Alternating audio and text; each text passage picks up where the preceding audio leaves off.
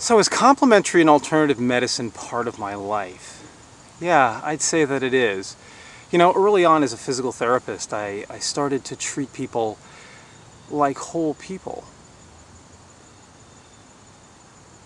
So is complementary and alternative medicine part of my life?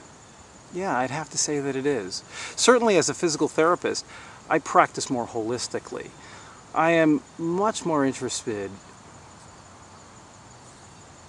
So is complementary and alternative medicine part of my life? Yeah, you know, I'd have to say that it is. As a physical therapist, I tend to treat people holistically. I spend a lot of time listening to them and getting to know who they are. And then I can really treat them. And when I do treat them, I honestly put my hands on them. Actually, I put my whole self into them. It's hard to explain, but I think as much of my healing power comes from my personal energy as comes from the mechanical forces of my hands. Yeah, I'd have to say from that aspect, I'm very involved with complementary and alternative medicine. Plus, a lot of my continuing ed courses tend to focus that way.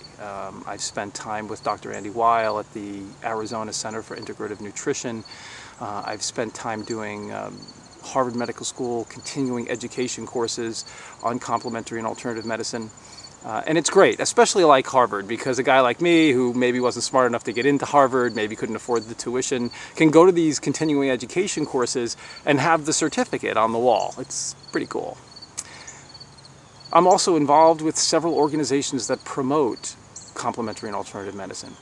I really do believe that there is far more in the mysteries of the human body than we could possibly understand at this point. It's just pure hubris to think that we know everything and that science can prove everything. It's possible that we just haven't invented a microscope that can see what would need to be seen in order to explain some of the magical things, or seemingly magical things, that alternative healing techniques can provide. You know, it was just a few years ago that we didn't have functional MRI, and now with that technology, we're unlocking mysteries of the brain. The same mysteries of the brain that alternative medicine or ancient medicine has known for years. So I think very often in Western medicine, we stopped listening. We stopped hearing what the human body is really trying to tell us. And that's really been our undoing.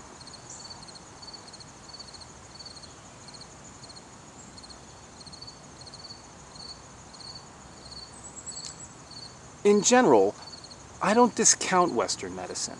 I mean, I believe that Western medicine has done some amazing things, and certainly there are times when there is no other choice than to undergo Western medical treatments.